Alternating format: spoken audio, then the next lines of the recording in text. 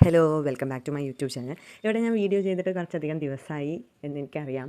അതിനൊരു റീസൺ സമയപരിമിതിയാണ്, വേറെ main reason മടിയാണ്. ആവശ്യത്തിലധികം മടിയുള്ളതുകൊണ്ട് പിന്നെ ഒന്നും ചെയ്യാൻ പറ്റാറില്ല. അപ്പോൾ ഇന്ന് ഞാൻ പ്രഗ്നൻസി റിലേറ്റഡ് വീഡിയോ ആണ് ചെയ്യുന്നത്. പ്രഗ്നൻസി ടൈമിൽ ഡിഫറെൻ്റ് ആയിട്ട് എന്താ ചെയ്തതെന്ന് ആലോചിച്ചപ്പം ഓക്കെ ഇങ്ങനൊരു വീഡിയോ ചെയ്യാമെന്ന് വിചാരിച്ചത്. കൊച്ചി കിൻഡർ ഹോസ്പിറ്റലിലായിരുന്നു ഞാൻ പ്രഗ്നൻസി ടൈം ഡോക്ടറെ കണ്ടിരുന്നത്.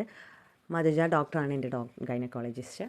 അപ്പം കിൻഡർ ഹോസ്പിറ്റലിൽ കുറേ ആക്ടിവിറ്റീസ് ഉണ്ട് പ്രഗ്നൻസി ടൈമിൽ ചെയ്യാൻ വേണ്ടിയിട്ട്.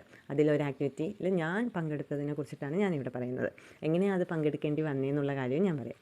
അപ്പം ജാനുവരിയിലായിരുന്നു എൻ്റെ 28th വീക്ക് സ്കാന്. ആ ടൈം ഞാൻ ഹോസ്പിറ്റലിലേക്ക് പോയി സ്കാനൊക്കെ കഴിഞ്ഞ് ഡോക്ടർ പറഞ്ഞു കുട്ടിക്ക് വെയിറ്റ് വേണ്ടത്ര കൂടിയിട്ടില്ല എന്ന്.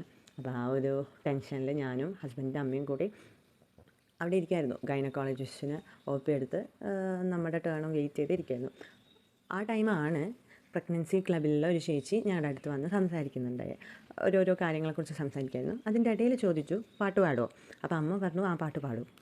അപ്പോൾ അവർ പറഞ്ഞു ഇവിടെ ഒരു മ്യൂസിക്കൽ കോമ്പറ്റീഷൻ ഉണ്ട് പ്രഗ്നൻറ്റ് വുമൻസിന് വേണ്ടിയിട്ട് നടത്തുന്നതാണ്, അതിൽ പാർട്ടിസിപ്പേറ്റ് ചെയ്യാൻ താല്പര്യമുണ്ടെങ്കിലും ഈ നമ്പറിലേക്ക് കോൺടാക്ട് ചെയ്യാം. ഞാൻ അയ്യടാന്നായിപ്പോയി. കാരണം വീട്ടിൽ നിന്നൊക്കെ പാടുന്നതിന് കുഴപ്പമില്ല, നാലാളെ മുന്നിൽ പോയി പാടുക എന്ന് പറഞ്ഞു കഴിഞ്ഞാൽ അത്രയും കോൺഫിഡൻസ് ഒന്നും എനിക്കില്ല. അതുകൊണ്ട് ഞാൻ പിന്നെ അധികം പ്രോത്സാഹിപ്പിക്കാൻ പോയില്ല അമ്മേനെ ആയാലും. പിന്നെ ഡീറ്റെയിൽസ് ചോദിച്ചപ്പം പരിപാടി നടക്കുന്നത് കൊച്ചിയിലല്ലാതെ മനസ്സിലായി, ചേർത്തലയിൽ വെച്ചിട്ടായിരുന്നു. ഈ ഒരു കാര്യമൊക്കെ അറിഞ്ഞിട്ടേ, അതായത് ബേബി വെയിറ്റ് കുറവാണ്, കൂട്ടണം എന്നൊക്കെ അറിഞ്ഞുള്ള ടെൻഷൻ ആയതുകൊണ്ടായിരിക്കും ചേർത്തല വരെ ട്രാവൽ ചെയ്യണ്ടേ എന്ന് നമ്മൾ രണ്ടാളും ഇങ്ങനെ ആലോചിച്ച്. എന്നിട്ട് നമ്മൾ ഡോക്ടറൊക്കെ കാണിച്ച് വീട്ടിലേക്ക് എത്തി. നെക്സ്റ്റ് ഡേ എൻ്റെ 7th മന്ത് സെറമണി ആയിരുന്നു. അപ്പോൾ ഞാൻ കൊച്ചിയിൽ നിന്ന് കണ്ണൂരേക്ക് വീട്ടിലേക്ക് പോയി. അങ്ങനെ വീട്ടിലെത്തി കുറച്ച് ദിവസം കഴിഞ്ഞു. എനിക്ക് വർക്ക് ഫ്രം ഹോം ആയിരുന്നു ആ ടൈം. അത്യാവശ്യം വർക്കും ഉണ്ടായിരുന്നു. അപ്പം ഡെയിലി ഹസ്ബൻഡ് വിളിച്ചിട്ട് മോട്ടിവേറ്റ് ചെയ്യും. പ്രഗ്നൻസി ടൈമിൽ മാത്രമല്ലേ ഈ കോമ്പറ്റീഷനിൽ പങ്കെടുക്കാൻ പറ്റൂ, ചുമ്മാ ട്രൈ ചെയ്യേ. അങ്ങനെ ആവശ്യത്തിലധികം മോട്ടിവേഷൻ എനിക്ക് കിട്ടിയിട്ടുണ്ടായിരുന്നു. മോട്ടിവേഷൻ കാരണം ഞാൻ മോട്ടിവേറ്റഡ് ആയിട്ട് ഇതിന് പാർട്ടിസിപ്പേറ്റ് ചെയ്യാമെന്ന് വിചാരിച്ചു. എൻ്റെ ഫാമിലി ആണെങ്കിലും ഹസ്ബൻഡിൻ്റെ ഫാമിലി ആണെങ്കിലും എല്ലാവരും പറഞ്ഞു ചുമ്മാ ഒന്ന് ട്രൈ ചെയ്യാമല്ലോ. അങ്ങനെ ഞാൻ ട്രൈ ചെയ്യാമെന്ന് വിചാരിച്ചു.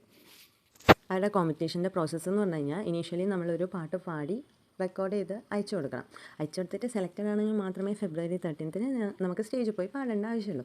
അപ്പം ആവശ്യത്തിലധികം വർക്കുള്ളതുകൊണ്ട് ഞാൻ ഈ കാര്യം നീട്ടി വെച്ചു. നേരത്തെ പറഞ്ഞ പോലെ മടി ഒരു ഘടകം മാത്രമാണ്.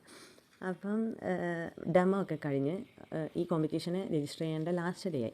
ഡെമോ ഒക്കെ കഴിഞ്ഞ് ഫ്രീ ആയിട്ടിരുന്നപ്പം ഞാനൊരു പാട്ട് പാടി അയച്ചു കൊടുത്തു. 2 ദിവസം കഴിഞ്ഞപ്പോൾ അവർ സെലക്റ്റഡ് ആണെന്ന് പറഞ്ഞു. ഇത് ഞാൻ വീട്ടിൽ പറഞ്ഞപ്പോൾ എല്ലാവരും എക്സൈറ്റഡ് ആയി. എല്ലാവരും എന്നെ കൊണ്ടുപോകാനും എല്ലാവരും റെഡിയായി നിൽക്കുമായിരുന്നു. പക്ഷേ പാട്ട് പഠിക്കാനും പാട്ട് പാടാനുള്ള കോൺഫിഡൻസ് മാത്രം എനിക്കില്ല. പക്ഷേ എന്തായി, ചേർത്തലയിലേക്ക് പോകാനുള്ള എല്ലാം സെറ്റപ്പായി. അങ്കിള്, അതായത് ഹസ്ബൻഡിൻ്റെ അങ്കിള് ഞങ്ങളെ കൊണ്ടുവിട്ടു.